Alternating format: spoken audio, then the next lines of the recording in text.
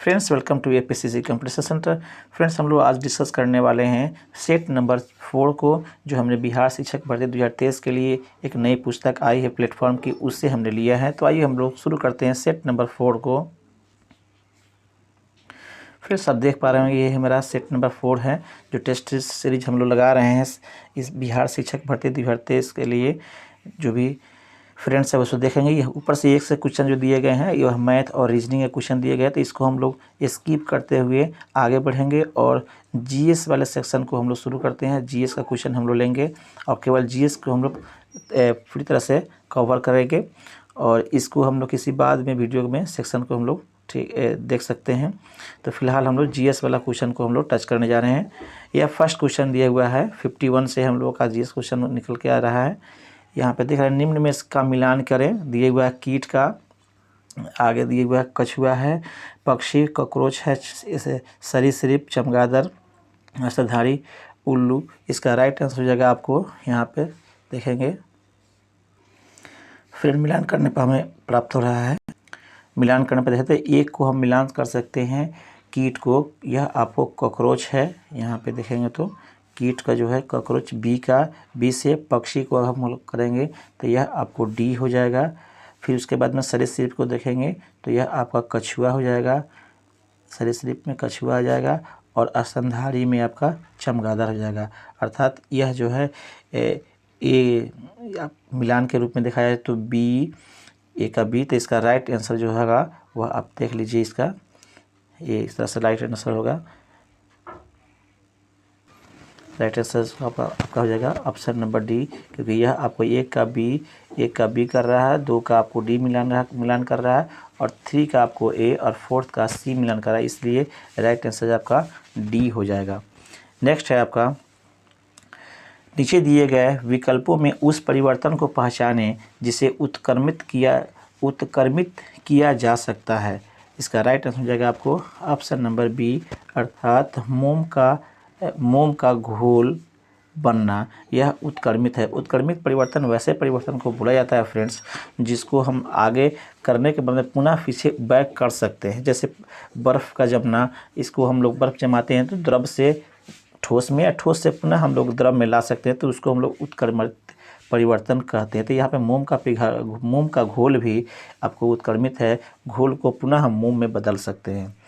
Next question है आपको, आपकी मित्र कमज़ोर दांत और हड्डियों के कारण अस्वस्थ रहती है, उसके उबरने के लिए निम्न में से कौन सा विकल्प सवितम होगा या अच्छा होगा, ये बताना है। तो इसका राइट आंसर हो जाएगा आपको ऑप्शन नंबर बी, अर्थात ऑप्शन नंबर सी इसका राइट आंसर होगा। इसका ऑप्शन नंबर सी, दूध, सब्जी और पालक को खाने की हम सलाह देंगे अपने दोस्त को, ताकि यह दांत और हड्डियों को मजबूत कर सके। इसमें आपको अधिक मात्रा में कैल्शियम की मात्रा होती है, इसलिए, और विटामिन की मात्रा होती है, इसलिए दूध, सब्जी और पालक हम लोग खाने का सलाह देंगे। नेक्स्ट है आपको, निम्न में से कौन ओजोन को नष्ट करता है? ओजोन को नष्ट करने वाले हैं, उसका नाम बताना है। तो इसका राइट आंसर हो जाएगा आपको ऑप्शन नंबर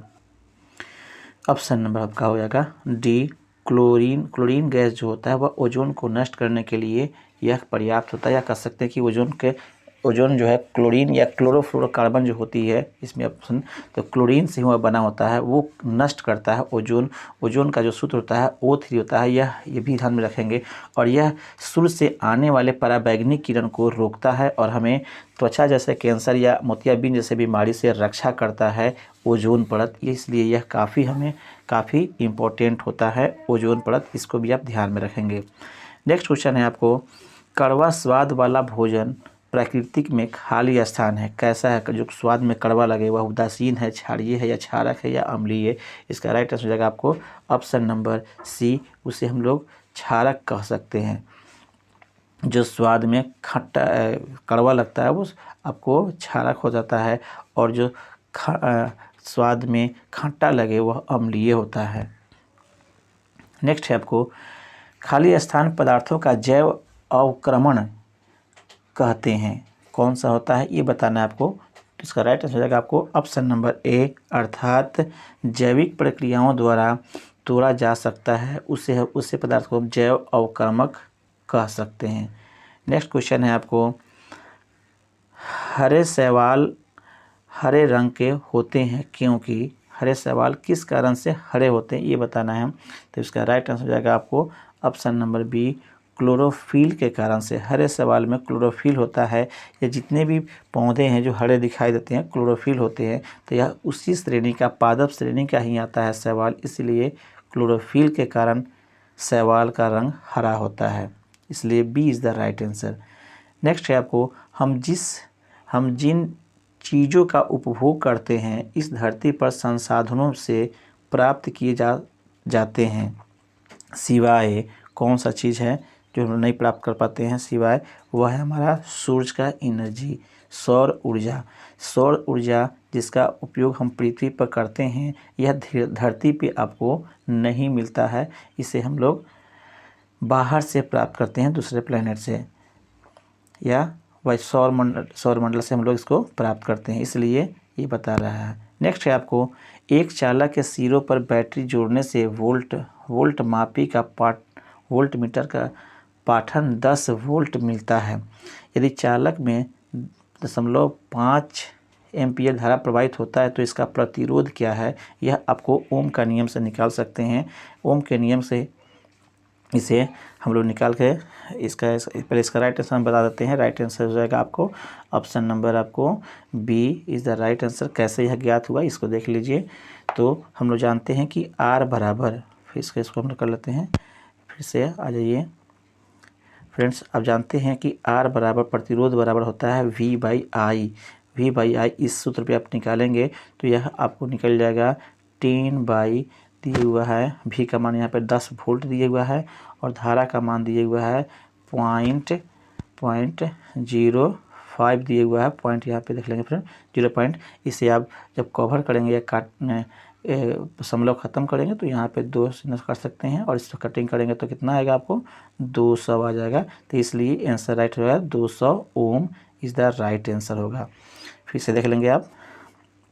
नेक्स्ट है आपको, पौधे में प्रकाश संश्लेषण प्रकाश ऊर्जा को खाली स्थान ऊर्जा में परिवर्तित करता है, अर्थात प्रकाश संश्लेषण के माध्यम से कौन सा ऊर्जा किस में बदलता है ये बता सकते हैं। तो प्रकाश संश्लेषण में हम लोग कन्फर्म है जानते हैं फ्रेंड्स कि इसमें रासायनिक ऊर्जा में बदलता है। कौन सा चीज़, तो प्रकाश ऊर्जा रासायनिक ऊर्जा में बदलता है फ्रेंड्स। इसमें प्रकाश ऊर्जा आपको ग्लूकोज का निर्माण होता है, एक तरह से वह रसायन है, इसलिए प्रकाश संश्लेषण में राइट आंसर हो जाएगा आपको ऑप्शन नंबर ए, प्रकाश ऊर्जा रासायनिक ऊर्जा में बदलता है।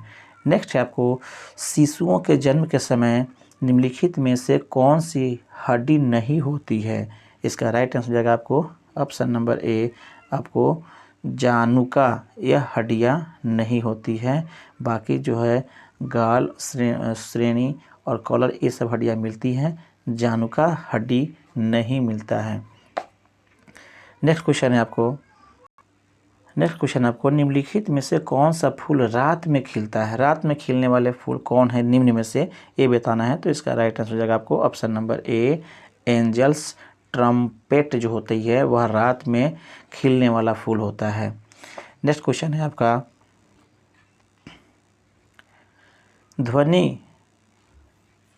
ध्वनि जो कि एक यांत्रिक तरंग है, निम्न में से किस माध्यम में यात्रा नहीं करता है, किस माध्यम में ध्वनि यात्रा नहीं करता है उसको बताना है। तो इसका राइट आंसर हो जाएगा ऑप्शन नंबर आपको D is the right answer, अर्थात ध्वनि कभी भी आपको निर्वात में ट्रैवल नहीं करता है, इसके लिए कोई ना कोई माध्यम की आवश्यकता पड़ती है, चाहे वह ठोस माध्यम ही हो चाहे वह गैस माध्यम हो, इसको माध्यम जरूरी पड़ता है। नेक्स्ट क्वेश्चन है आपका, लैक्टोमीटर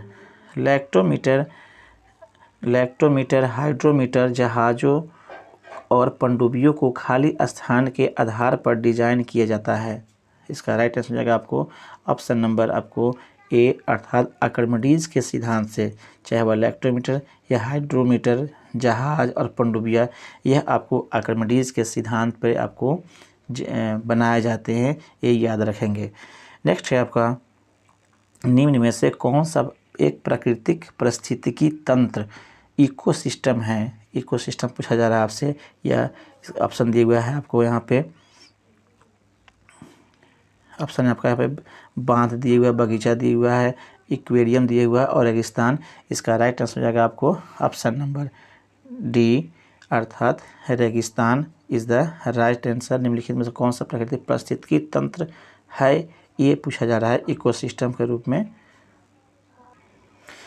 दूसरी तरह से अगर देखा जाए फ्रेंड्स, तो यहाँ पे बांध का भी चर्चा किया गया है और बगीचा का, एक्वेरियम का। तो ये तीनों जो होता है यह कृत्रिम रूप से, अर्थात हम लोग स्वयं बनाते हैं। बांध को भी बनाते हैं तो हम स्वयं बनाते हैं, बगीचा भी हम स्वयं बनाते हैं, एक्वेरियम भी हम स्वयं बनाते हैं। अर्थात यह पारिस्थितिकी तंत्र तो है लेकिन इसको हम लोग स्वयं बनाते हैं। लेकिन यहाँ पर रेगिस्तान है, यह प्राकृतिक रूप से है, इसलिए D is the right answer होगा। नेक्स्ट है आपको, निम्नलिखित में से कौन एक फूल का भाग है? फूल का भाग कौन है ये बताना है। सिरा विन्यास, सिराएं, स्त्री केसर या मध्य सिरा। इसका राइट आंसर हो जाएगा आपको ऑप्शन नंबर सी, स्त्री केसर जो होता है वह आपको फूल का भाग होता है, इस भाग नहीं होता है। नेक्स्ट है आपका, निम्नलिखित में से किस विटामिन की कमी से बच्चों में सूखा रोग होता है या रिकीटेस होता है, ये बताना है। तो इसका राइट आंसर हो जाएगा आपको ऑप्शन नंबर डी के कमी से शरीर जो है पतला हो जाता है, सूख जाता है, इसीलिए इसको हम लोग सूखा रोग भी कहते हैं। इंग्लिश में इसे हम लोग रिकेटस भी कहते हैं। इसलिए vitamin D is the right answer होगा। नेक्स्ट है आपको, प्रोटोजवा किस रोग के रोगवाहक हैं? प्रोटोजवा किस रोग के रोगवाहक है? दिए गए ऑप्शन में से बताना है आपको। ढोने वाला अर्थात फैलाने वाला किस रोग को है? तो इसका राइट आंसर हो जाएगा आपको ऑप्शन नंबर बी, मलेरिया जो होता है वह प्रोटोजवा के रोगवाहक, या कह सकते हैं कि मलेरिया प्रोटोजवा जीवाणु, ये प्रोटोजवा से, सूक्ष्म जीवाणु से होता है, ये बात है। नेक्स्ट है आपको, एक अवसित पिंड द्वारा किस अन्य एक आवेशित पिंड द्वारा किस अन्य आवेशित या अनावेशित पिंड पर लगाए जाने वाले बल को निम्नलिखित में से कौन सा बल कहा जाता है? तो इसका राइट आंसर हो जाएगा आपको ऑप्शन नंबर सी, अर्थात स्थिर वैद्युत बल। यह है आवेशित पिंड द्वारा अन्य आवेशित पिंड पर लगाए जाने वाला बल को हम लोग स्थिर वैद्युत बल कहते हैं। नेक्स्ट है आपको, यदि प्रकाश एक दूसरे के सामने रखे गए दो दर्पणों से परिवर्तित हो तो कितने प्रतिबिंब बनेंगे? यदि एक प्रकाश दूसरे प्रकाश के सामने रखे गए दो दर्पणों के से परावर्तित हो तो कितने बनेंगे एक दर्पण से फिर प्रतिबिंब? तो इसका राइट आंसर हो जाएगा आपको ऑप्शन नंबर बी, अनंत प्रतिबिंब बनते हैं। अगर दो दर्पण को सामने एक दूसरे का रख दिया जाए तो अनंत प्रतिबिंब बनेंगे। यही क्वेश्चन पूछा जा रहा है। नेक्स्ट है आपको, अधिवृक्क ग्रंथियां मानव शरीर के किस अंग में स्थित होती है? अधिवृक्क कहाँ अवस्थित होता है ये बताना है ना। हृदय दिया हुआ है, फेफड़ा दिया हुआ है, उसके बाद यकृत दिया हुआ है और वृक्क दिया हुआ है। तो इसका राइट आंसर हो जाएगा आपको ऑप्शन नंबर आपको D is the right answer, अर्थात वृक्क के पास यह अवस्थित होता है, अधिवृक्क। नेक्स्ट क्वेश्चन है आपका, डैश खाली दिए हुआ है आपका, CHO अभिक्रियाशील मूलक को क्या कहते हैं? CHO किसका क्रियाशीलक मूलक है ये बताना है। तो इसका राइट आंसर हो जाएगा आपको option number B is the right answer, aldehyde का यह आपको मूलक होता है। जबकि आप इसके अलावा वो अल्कोहल का OH होता है, ये भी आप ध्यान में रखेंगे। कीटोन का होता है, कीटोन भी दिए हुआ है इसमें, तो सिंगल डैश ये आपका कीटोन का होता है। हैलोजन के लिए आएंगे, हैलोजन का भी आपको होता है। इसके लिए हैलोजन को हम लोग क्लोरीन वाले जो होते हैं वह हैलोजन ग्रुप में आते हैं, क्लोरीन। नेक्स्ट है आपका अपस्मार्ग दिए हुआ है। अपस्मार्ग यहाँ फ्रेंड देख लेंगे। अपस्मार्ग जिसको हम लोग आम बोलचाल की भाषा में मृगी कहते हैं। मृगी से शरीर का कौन सा अंग प्रभावित होता है ये बताना है। तो इसका राइट आंसर हो जाएगा आपको ऑप्शन नंबर ए, मस्तिष्क जो होता है वह मृगी से प्रभावित होने वाला आपको अंग होता है। नेक्स्ट है, वायुमंडलीय दाब को मापने के लिए निम्न में से किस वैज्ञानिक उपकरण का उपयोग किया जाता है? वायुमंडलीय दाब मापने वाले यंत्र को क्या कहते हैं, ये क्वेश्चन है। तो इसका राइट आंसर हो जाएगा आपको ऑप्शन नंबर बी, बैरोमीटर के द्वारा हम लोग वायुमंडलीय दाब मापते हैं।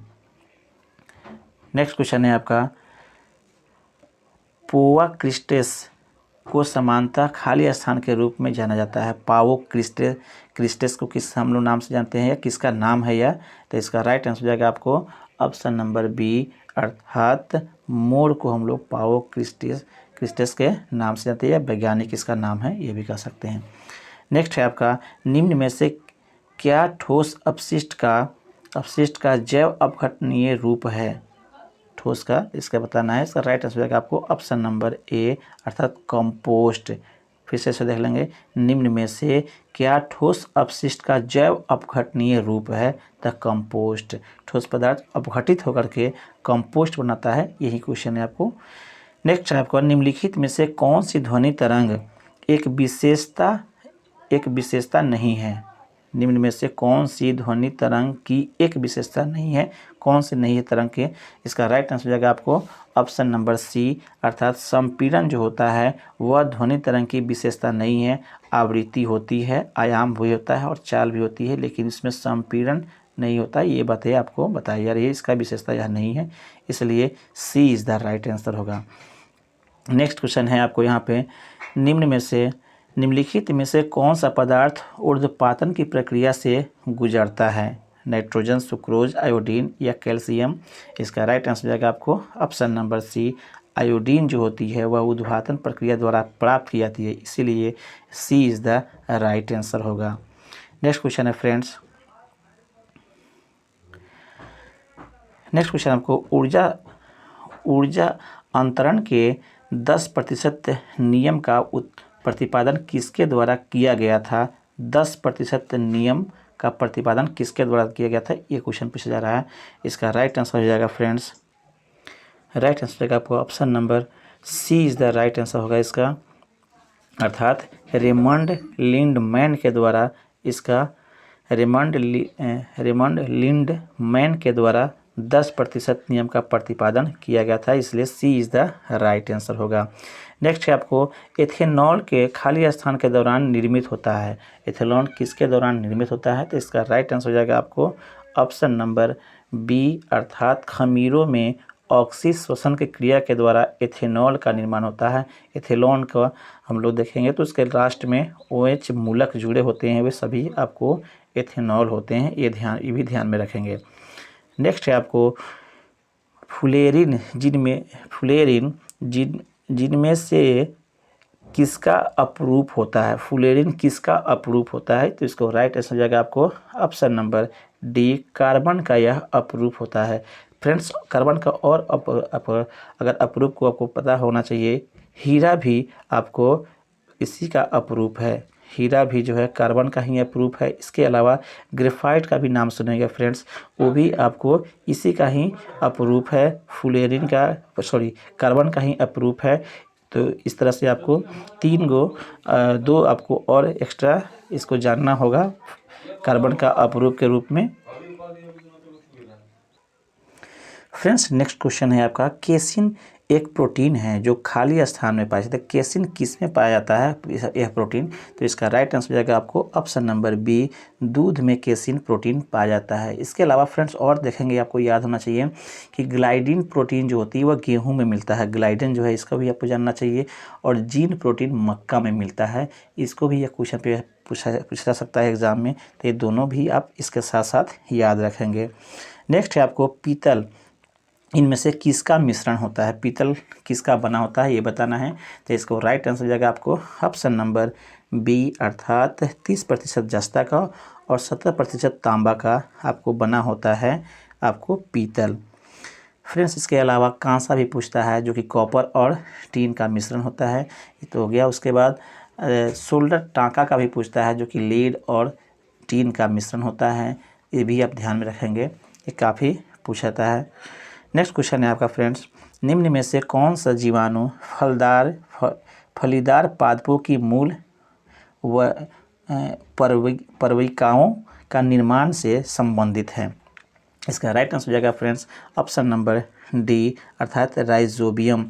यह आपको फलीदार पादपों के मूल पर्विकाओं के निर्माण से संबंधित होता है। यह आपको राइजोबियम जो कि गांठ में मिलता है फल, खास करके दलहन वाले पौधे में, यह उसी से पूछा जा रहा है। ये भी आप ध्यान में रखेंगे। फ्रेंड्स एक चीज़ और हम बताते चलें कि इससे के पूर्व, इस वीडियो के पूर्व जो है सेट नंबर 3 के पूर्व हम 4th के पूर्व हमने 1 से लेकर के 3 तक ऑलरेडी हमने इस सेट को कवर कर लिया है। अगर आप चैनल पर नए हैं तो इसको सब्सक्राइब करते हुए आप उस वीडियो सेक्शन में जा कर के हमारे जो द्वारा बनाए गए जितने भी आपको सेट हैं 1 से लेकर के 3 तक, उसको भी आप समय निकाल कर उसको आप लगा सकते हैं। और चैनल पर अगर नए हैं फ्रेंड्स तो इसको आप सब्सक्राइब कर लें, ताकि इस तरह का वीडियो हम अगर बनाएं तो आपको लगातार मिलता रहे। उसका बेल आइकन पर भी दबा दें ताकि नोटिफिकेशन के माध्यम से आपको मिलता रहे। फ्रेंड्स आगे देखते हैं हम लोग। क्वेश्चन दिए हुए है आपको 85, भेड़ की त्वचा की एक पतली परत के साथ ऊन निकालने की प्रक्रिया को क्या कहा जाता है? इसका राइट आंसर हो जाएगा आपको ऑप्शन नंबर डी अर्थात कर्तन इसको कहा जाता है, जो हम लोग प्रक्रिया के माध्यम से उसके ऊन को निकालते हैं। नेक्स्ट क्वेश्चन दिया हुआ है, यदि वस्तु को अनंत और किसी अवतल लेंस के ऑप्टिकल सेंटर O के बीच रखा जाए तो अपवर्तन के बाद प्रतिबिंब कैसा बनेगा? ये पूछा जा रहा है। इसका राइट आंसर हो जाएगा आपको ऑप्शन नंबर बी अर्थात उसका प्रतिबिंब छोटा बनेगा। यहाँ पे कंफर्म आप देख लेंगे प्रश्न कि यह अवतल लेंस है। जब अवतल लेंस की बात भी हो रही है और वह अवतल है तो हमेशा छोटा प्रतिबिंब ही बनाता है, ये भी ध्यान में रखेंगे। नेक्स्ट है आपको सार्वभौमिक सूचकों में 4 से 5 pH मान के इंगित करता है। 4 से 5 अगर इंगित होगा pH मान पर स्केल पे तो उसका मान कैसा होगा? वह आपको क्षारीय होगा या आपको अम्लीय होगा? इसी के बारे में पूछा जा रहा है। तो इसका राइट आंसर हो जाएगा आपको ऑप्शन नंबर बी, वह दुर्बल अम्ल होगा। अर्थात हम लोग फ्रेंड जानते हैं कि pH स्केल पे से अगर 7 से पहले रहे तो जितने भी होते हैं वह अम्ल कहलाते हैं, और 7 के बाद रहता है जितने नंबर रहें तो आपको क्षारीय कहलाता है। तो यहाँ पे आप देख भी पा रहे होंगे कि यहाँ पे 4 और 5 की चर्चा हो रही है, जो 7 से कम है, इसलिए इसका मान जो है दुर्बल अम्ल में होगा। नेक्स्ट है फ्रेंड्स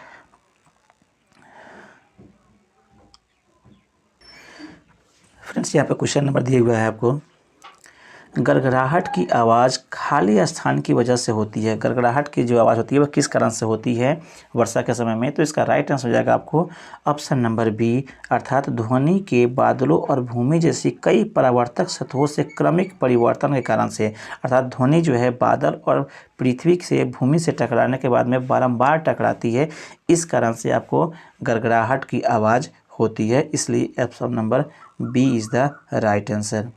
नेक्स्ट है आपको आधुनिक मनुष्य का वैज्ञानिक नाम क्या है? वैज्ञानिक नाम मनुष्य का पूछा जा रहा है, तो इसका राइट आंसर हो जाएगा आपको ऑप्शन नंबर डी होमो सेपियंस। यह मनुष्य का आधुनिक वैज्ञानिक का मनुष्य के आधुनिक मनुष्य का यह वैज्ञानिक नाम है होमो सेपियंस। नेक्स्ट है क्वेश्चन फ्रेंड आपका, भोजन की ऊर्जा को किसमें मापा जाता है? इसका राइट आंसर हो जाएगा आपको कैलोरी में हम लोग मापते हैं भोजन के ऊर्जा को। नेक्स्ट क्वेश्चन आपको गोल गुंबज किस सदी में बनाया गया था, ये बताना है। तो इसका राइट आंसर हो जाएगा आपको ऑप्शन नंबर अर्थात सी अर्थात 17वीं सदी में यह बनाया गया है गोल गुंबद। फ्रेंड्स इसके साथ साथ ये भी आप ध्यान रखेंगे कि इसका निर्माण जो है फारसी वास्तुकार दाबुल ने, इसको फिर से देख लेंगे, फारसी आपको है जो दाबुल के याकूत थे, उन्होंने ही इसको 1656 ईस्वी में फ्रेंड्स 1656 ईस्वी में इसका निर्माण करवाया था। ये निर्माण किया था, यह आपको भी ध्यान में रखना है। 1656 ईस्वी में इसका निर्माण किया गया था, ये ध्यान में रखेंगे। दाबुल के याकूत ने 1656 में। ठीक है फ्रेंड्स, फिर आगे बढ़ते। नेक्स्ट क्वेश्चन है आपको फ्रेंड्स कि समुद्र तक पहुँचते पहुँचते नदियों का प्रवाह धीमा हो जाता है तथा नदी अनेक धाराओं में विभाजित हो जाती है, जिसको क्या कहते हैं, उस धारा का पूछा जा रहा है। नहीं, तो इसका राइट आंसर हो जाएगा आपको ऑप्शन नंबर डी, वितरिका जो होते हैं, वितरिका बना देता है। नदियाँ जब समुद्र के पास पहुंचती है तो कई धाराओं में विभाजित हो जाती है, जिसे हम लोग वितरिका कहते हैं। फ्रेंड्स, यह भी आप ध्यान रखेंगे कि नदियाँ अपने समुद्र के किनारे जो उस क्षेत्र बनाते हैं, जो पूरे संपूर्ण क्षेत्र को हम लोग बोलते हैं, संपूर्ण क्षेत्र को जो कि नदियाँ जब बनाती है उसे हम लोग बोलते हैं डेल्टा। ये भी आप ध्यान रखेंगे। और नदियाँ कई भागों में बंट जाती है, जिसे हम लोग वितरिका कहते हैं। ये दोनों बातें आप ध्यान में रखेंगे। नेक्स्ट है आपको 2011 के जनगणना के अनुसार जनसंख्या की दृष्टि से देश का दूसरा सबसे बड़ा राज्य कौन सा है? इसका राइट आंसर हो जाएगा आपको ऑप्शन नंबर सी, महाराष्ट्र जो है वह आपको दूसरा सबसे बड़ा राज्य है 2011 के जनगणना के अनुसार। फ्रेंड्स, तो प्रथम कौन है ये भी ध्यान में रखना होगा। प्रथम जो राज्य था जो 2011 के जनसंख्या के अनुसार से, तो वह आपका उत्तर प्रदेश था, अर्थात यूपी था। ये भी ध्यान में रखेंगे। यूपी जो राज्य है वह सबसे नंबर 1 पे महाराष्ट्र से पहले आता है जनसंख्या के दृष्टि से, उसके बाद महाराष्ट्र आता है, और तीसरा जो है वह हमारा बिहार था, और चतुर्थ जो है वह आपको बंगाल है, और फिफ्थ जो है आंध्र प्रदेश है। ये भी आप ध्यान में रखेंगे। नेक्स्ट है आपको निम्नलिखित देशांतरों में से कौन सा भारत की प्रमाणिक मध्याह्न रेखा कहलाती है? ये बताने में भारत के मध्याह्न रेखा कौन सा देशांतर कहलाता है? तो इसका राइट आंसर हो जाएगा आपको ऑप्शन नंबर ए, अर्थात 82 डिग्री 30 मिनट पूर्व इसे हम लोग भारत में अपना मानक रेखा माने हुए हैं, जो इलाहाबाद के पास से गुजरती है। ये भी आप ध्यान में रखेंगे। जो इलाहाबाद की आपको नैनी से गुजरती है, ऐसा कह सकते हैं कि यूपी में नैनी से गुजरती है। ये भी आप ध्यान में रखेंगे। फ्रेंड्स, नेक्स्ट क्वेश्चन है आपका, बिहार निम्नलिखित में से कौन सा नृत्य गुजरात में किए जाने वाले गरबा के समान है? ये बताना है। बिहार का वह कौन सा आपको नृत्य है जो गुजरात में किए जाने वाले गरबा से के समान है? इसका राइट आंसर हो जाएगा आपको ऑप्शन नंबर बी, अर्थात झुमरी नृत्य जो है वह आपको गुजरात में किए जाने वाले गरबा के नृत्य के समान ही हैं। नेक्स्ट क्वेश्चन है आपका, निम्न में से सबसे बड़ी पर्वत श्रृंखला कौन सी है? पर्वत श्रृंखला पूछा जा रहा है, सबसे बड़ी पर्वत श्रृंखला। तो इसका राइट आंसर हो जाएगा आपको ऑप्शन नंबर सी, अर्थात एंडीज जो पर्वत श्रृंखला है वह आपको सबसे बड़ा है। फ्रेंड्स, यह एंडीज जो पर्वत श्रृंखला है यह आपको अमेरिका महाद्वीप के पश्चिमी घाट से उत्तर से दक्षिण तक यह फैला हुआ है। लगभग 7000 किलोमीटर यह लंबी है। इसे भी आप ध्यान रखेंगे। एक इसका एंकागुआ होता है, एंकागुआ जो इसकी सबसे बड़ी ऊंची चोटी है। ये भी आप ध्यान में रखेंगे। नेक्स्ट है फ्रेंड अगला क्वेश्चन, राष्ट्रीय पर्यावरण अभियांत्रिकी अनुसंधान संस्थान जो नीरी कहाँ स्थित है? ये आपको बताना है। तो इसका राइट आंसर हो जाएगा आपको ऑप्शन नंबर बी, अर्थात नागपुर में यह नीरी अवस्थित है। यह राष्ट्रीय पर्यावरण अभियांत्रिकी अनुसंधान संस्थान यह आपको नागपुर में अवस्थित है। नेक्स्ट क्वेश्चन दिया हुआ है फ्रेंड्स, भारत में गरीबी रेखा का आकलन करने के लिए किस विधि का प्रयोग किया जाता है? किस विधि के द्वारा हम लोग गरीबी मापते हैं भारत में, ये पूछा जा रहा है। तो राइट आंसर हो जाएगा आपको ऑप्शन नंबर डी, अर्थात उपयोग की विधि द्वारा हम लोग इसका आकलन करते हैं कि गरीबी रेखा कितनी है या गरीबी कैसे मापते हैं हम लोग। ये तरीका है उपयोग की विधि द्वारा। दूसरे शब्दों में उपयोग को हम लोग खर्च के भी हम लोग कर सकते हैं कि खर्च के भी आकलन से कर सकते हैं। खर्च और उपयोग दोनों एक ही हुआ। नेक्स्ट है आपको संविधान का 52वां संशोधन संबंधित था, किससे संबंधित था? तो इसका राइट आंसर हो जाएगा आपको ऑप्शन नंबर आपको ए, अर्थात दल बदल यह कानून से संबंधित था 52वां संशोधन संविधान का। नेक्स्ट क्वेश्चन है आपको, संविधान सभा द्वारा भारतीय संविधान को स्वीकृत किया गया था। कब स्वीकृत किया गया था संविधान के सभा द्वारा? तो इसका राइट आंसर हो जाएगा आपको ऑप्शन नंबर सी, 26 नवंबर 1949 को ही संविधान सभा ने इसे अपना संविधान को स्वीकार कर लिया था, जिसे लागू आपको 1950 में किया गया था। ये भी आप ध्यान रखेंगे, 26 जनवरी 1950 को यह लागू किया गया था, लेकिन इसे स्वीकार कर लिया गया था 26 नवंबर 1949 को संविधान सभा के द्वारा। फ्रेंड्स, इसको आप ध्यान में रखेंगे। नेक्स्ट क्वेश्चन है आपका,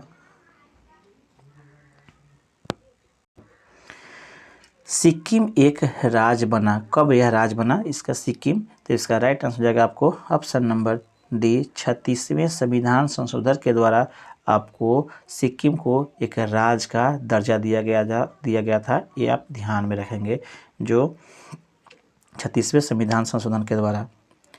नेक्स्ट क्वेश्चन है फ्रेंड्स आपका, दामोदर किसकी सहायक नदी है? दामोदर किसकी सहायक नदी, ये पूछा जा रहा है।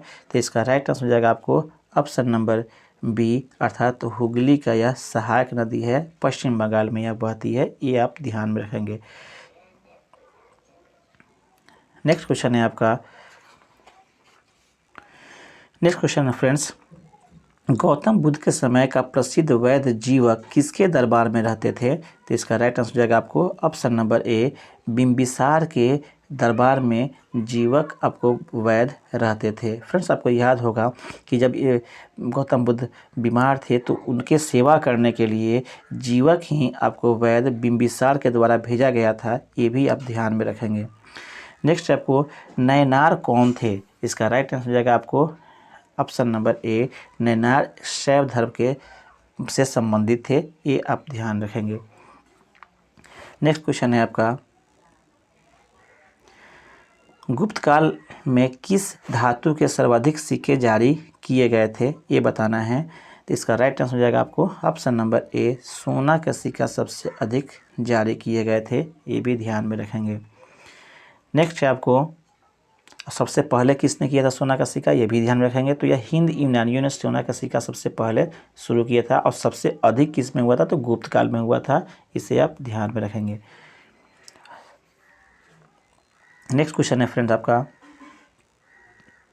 निम्न में से किस वर्ष सरकारिया आयोग ने अपना प्रतिवेदन सरकार को सौंपा था, ये बताना, सरकारिया समिति। तो इसका राइट आंसर हो जाएगा आपको ऑप्शन नंबर डी, अर्थात 1988 ईस्वी में सरकारिया समिति ने सरकार को अपना प्रतिवेदन दिया था। ये ध्यान में रखेंगे।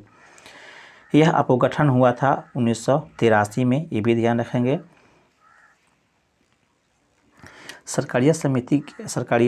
सरकारिया आयोग किस लिए प्रसिद्ध था, तो ये भी ध्यान रखेंगे। यह सरकार अर्थात राज्य सरकार और केंद्र सरकार के बीच में के संबंध या सरकार शक्ति के बंटवारे के लिए यह आपको आयोग का गठन किया गया था। ये भी ध्यान में रखेंगे। नेक्स्ट क्वेश्चन है आपका, निम्न में से कौन दोनों नाम संबंधित है, ये बताना है। तो इसका राइट आंसर हो जाएगा आपको ऑप्शन नंबर आपको B is the right answer, अर्थात सौसर जो फुटबॉल से संबंधित है। ये आपको यह ध्यान में रखेंगे, सौसर जो फुटबॉल से है, तो ये दोनों नाम संबंधित है।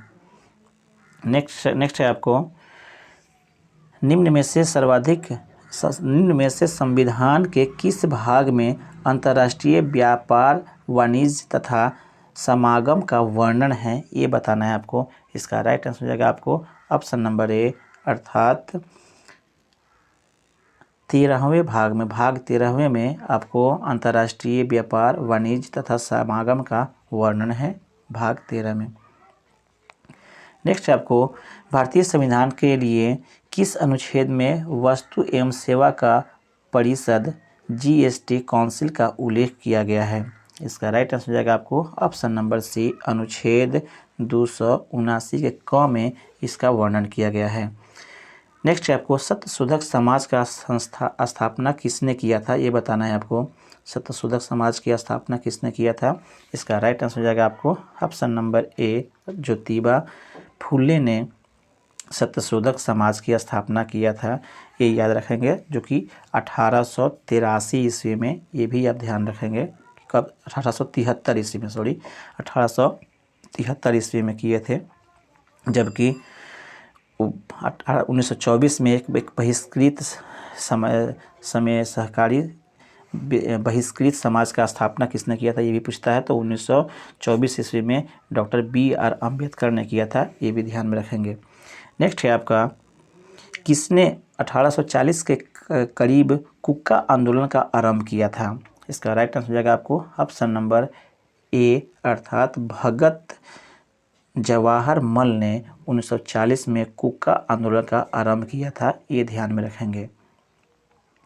नेक्स्ट है आपको, निम्नलिखित उपायों में से किन्हें मुद्रास्फीति कम करने के लिए प्रयोग में किए जा सकते हैं। इसका राइट आंसर हो जाएगा आपको ऑप्शन नंबर डी, उपरोक्त सभी कार्य कर सकते हैं। नगद आरक्षित अनुपात में वृद्धि कर करके, सर्वाधिक सविधिक तरलता अनुपात में वृद्धि करके और राजकोषीय घाटा में कमी कर करके हम लोग मुद्रास्फीति में कम कर सकते हैं।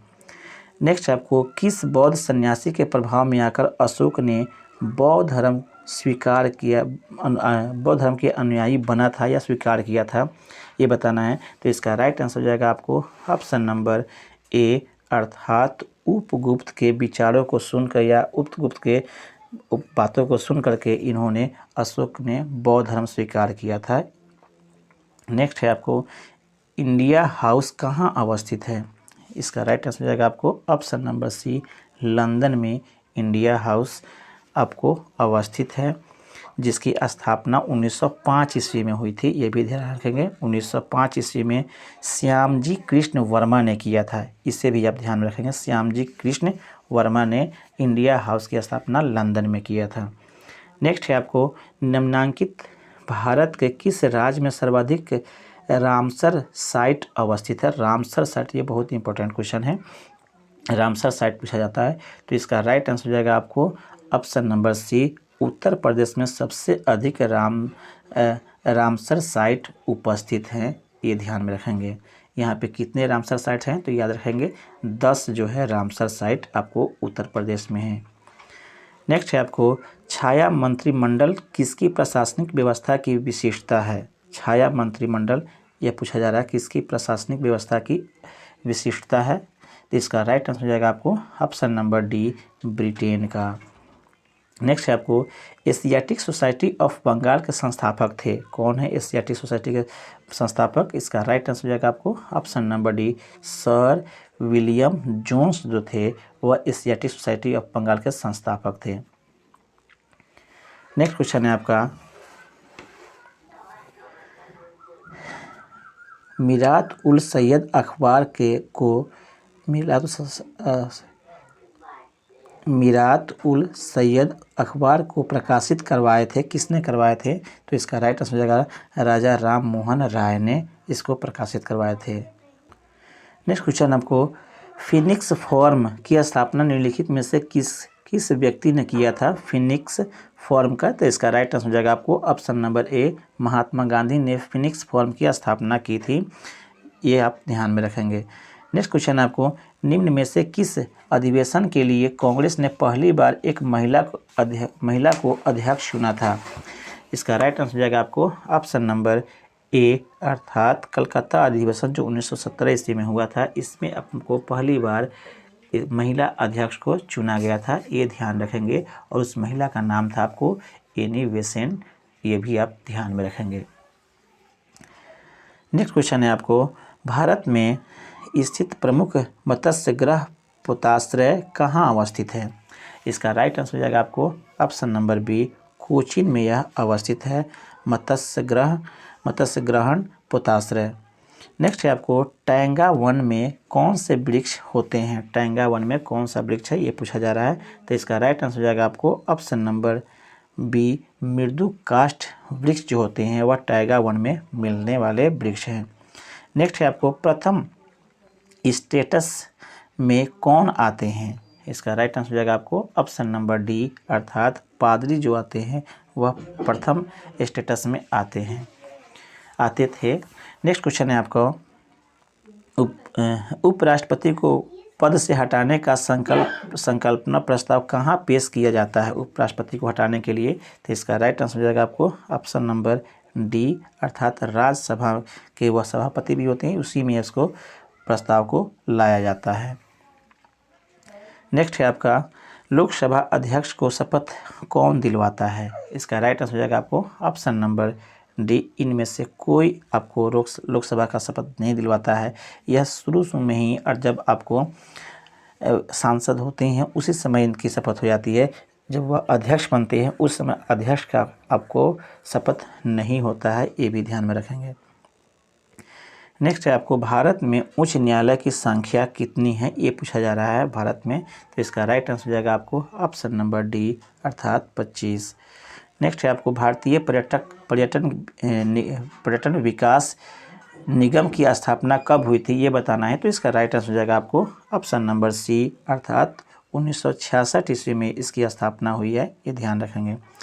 नेक्स्ट है आपको 74वां संविधान संशोधन के अनुसार संविधान में स्थानीय शहरी निकाय के प्रशासन के लिए कौन सी अनुसूची जुड़ी गई है, ये बताना है।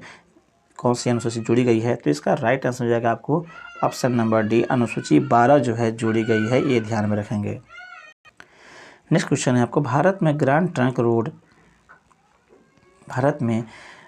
ट्रंक रोड किसके शासनकाल में बनवाए गए थे, ये पूछा जा रहा है। तो इसका राइट आंसर हो जाएगा आपको ऑप्शन नंबर सी, शेर शाह सूरी के समय में यह बनाया गया था ग्रैंड ट्रंक रोड, ये ध्यान में रखेंगे। नेक्स्ट आपको लोकहितवादी उपनाम से किसे जाना जाता है? लोकहितवादी के नाम से किसे जाना जाता है? तो इसका राइट आंसर हो जाएगा आपको ऑप्शन नंबर ए, गोपाल हरि देशमुख को लोकवादी उपनाम से जाना जाता है। नेक्स्ट है आपको लंदन में आयोजित निम्नलिखित गोलमेज सम्मेलन में से किसमें महात्मा गांधी उपस्थित थे? 3 गोलमेज सम्मेलन हुए फ्रेंड्स, उसमें से किसमें महात्मा गांधी शामिल हुए थे, ये बताना है। तो इसका राइट आंसर हो जाएगा आपको ऑप्शन नंबर बी, अर्थात द्वितीय गोलमेज सम्मेलन में महात्मा गांधी शामिल हुए थे, ये याद रखेंगे। नेक्स्ट है आपको गंगा में दक्षिण ओर से मिलने वाली नदी कौन है? ये बहुत ही क्वेश्चन इंपॉर्टेंट है, काफ़ी इंपॉर्टेंट क्वेश्चन ये पूछा जाता है। तो इसका राइट आंसर हो जाएगा आपको ऑप्शन नंबर डी, यह आपको याद रखेंगे। सोन नदी जो है यह आपको दक्षिण से उत्तर दिशा में आकर के गंगा में मिलती है, पटना के पास। बाकी अन्य नदियाँ जो है गंगा की, यह हिमालय के क्षेत्र से इसकी सहायक नदियाँ हैं, और हिमालय से होते हुए आपको उत्तर से दक्षिण दिशा में आकर गंगा में मिलती है। लेकिन सोन नदी है एक है जो आपको दक्षिण से उत्तर में आकर गंगा में मिलती है। नेक्स्ट क्वेश्चन है फ्रेंड्स, अब भारत में कुल्लू घाटी निम्नलिखित में से किसकी खेती के लिए प्रसिद्ध है, ये पूछा जा रहा है। कुल्लू घाटी किसके लिए प्रसिद्ध है? तो इसका राइट आंसर हो जाएगा आपको ऑप्शन नंबर सी, अर्थात सेब के उत्पादन के लिए यह कुल्लू घाटी काफ़ी प्रसिद्ध है भारत में। नेक्स्ट है आपको सर्वोच्च न्यायालय में तदर्थ न्यायाधीशों की कौन नियुक्त करता है, ये पूछा जा रहा है। तो इसका राइट आंसर हो जाएगा आपको ऑप्शन नंबर सी, अर्थात सर्वोच्च न्यायालय के जो मुख्य न्यायाधीश होते हैं वह सर्वोच्च न्यायालय के मुख्य न्यायाधीश व तदर्थ न्यायाधीशों की नियुक्ति करते हैं।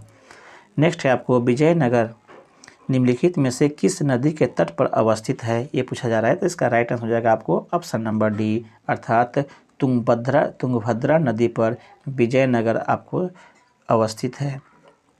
नेक्स्ट है आपको जालियांवाला बाग नरसंहार पर कांग्रेस जांच समिति की रिपोर्ट के प्रारूप को लिखने का कार्य सौंपा गया था, किसको सौंपा गया था यह जालियांवाला बाग हत्या नरसंहार पर रिपोर्ट लिखने के लिए? तो इसका राइट आंसर हो जाएगा आपको ऑप्शन नंबर बी, अर्थात महात्मा गांधी को यह सौंपा गया था कि इस पे आप रिपोर्ट लिखें। नेक्स्ट क्वेश्चन है आपका बेगूसराय में चौकीदार कर के विरोध आंदोलन एक हिस्सा था। बेगूसराय में चौकीदार कर का विरोध, तो इसका राइट आंसर हो जाएगा आपको ऑप्शन नंबर बी, सविनय अवज्ञा आंदोलन का यह हिस्सा था जो चौकीदार कर का विरोध आंदोलन था बिहार में, बेगूसराय में। नेक्स्ट है आपको निम्नलिखित में से वह इस्पात संयंत्र कौन सा है जिसकी स्थापना द्वितीय पंचवर्षीय योजना के दौरान नहीं की गई थी, ये पूछा जा रहा है। नहीं की गई थी, इसको ध्यान में रखेंगे। तो इसका राइट आंसर हो जाएगा आपको ऑप्शन नंबर ए, अर्थात बोकारो जो है वह पंचवर्षीय योजना के दौरान नहीं की गई थी, ये ध्यान में रखेंगे। नेक्स्ट है आपको ग्राम पंचायत के आय का स्रोत निम्न में से कौन सा है? ग्राम पंचायत को कहाँ से आपको धन की राशि उपलब्ध कराई जाती है, ये पूछा जा रहा है। तो इसका राइट आंसर हो जाएगा आपको ऑप्शन नंबर बी, अर्थात मेला एवं बाजार कर यह इसका मुख्य अपना स्रोत है। सरकार से जो मिलने वाले स्रोत है तो वो एक अलग है, लेकिन अपना खुद का इसका स्रोत मेला एवं बाजार से जो भी कर आता है वह ग्राम पंचायत का होता है। नेक्स्ट है आपका पंचायती राज का मुख्य उद्देश्य क्या है, पंचायती राज का ये पूछा जा रहा है। तो इसका राइट आंसर हो जाएगा आपको ऑप्शन नंबर डी, लोगों को विकासमूलक प्रशासन में भागीदारी के योग्य बनाना, यही पंचायती राज का मुख्य उद्देश्य है, ये भी ध्यान में रखेंगे। और पंचायती राज को कब आपको लाया गया था तो ये भी ध्यान रखेंगे, 73वें संविधान संशोधन अधिनियम 1992 में आया था वह आपको, तथा 74वें विधान संशोधन अधिनियम जो 1992 में आया था यह नगर पालिकाओं के लिए है, ये आप ध्यान में रखेंगे। लेकिन आपको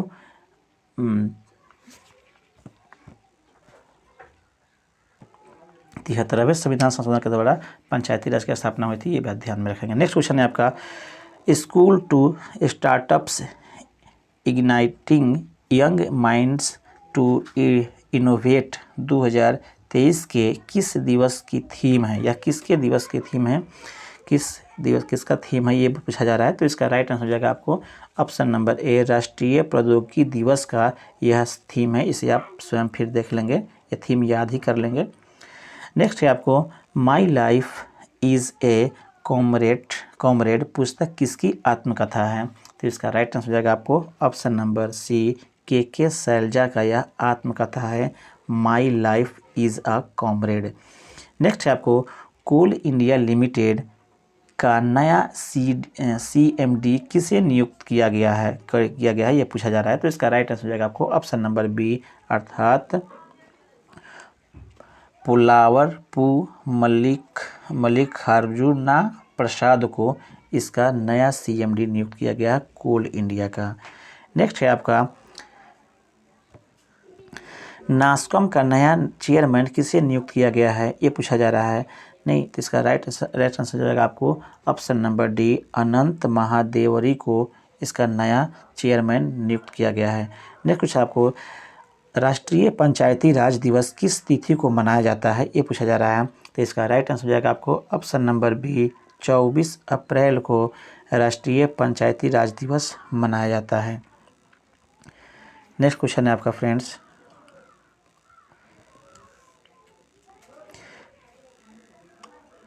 फरवरी 2023 में साइक्लोन गैब्रियल ने किस देश को प्रभावित किया, ये पूछा जा रहा है साइक्लोन। तो इसका राइट आंसर हो जाएगा आपको ऑप्शन नंबर ए, न्यूजीलैंड को प्रभावित किया था, यह आप रखेंगे साइक्लोन गैब्रियल, इसका नाम याद रखेंगे। नेक्स्ट क्वेश्चन है आपको, अंतर्राष्ट्रीय वन दिवस के अवसर पर टिकली गांव हरियाणा में किसने अरावली ग्रीन वॉल परियोजना का शुभारंभ किया था, ये पूछा जा रहा है। तो इसका राइट आंसर हो जाएगा आपको option number B, Bhupendra Yadav ने इसका किया था। यह करंट का क्वेश्चन सब है, इसे आप तो देखेंगे।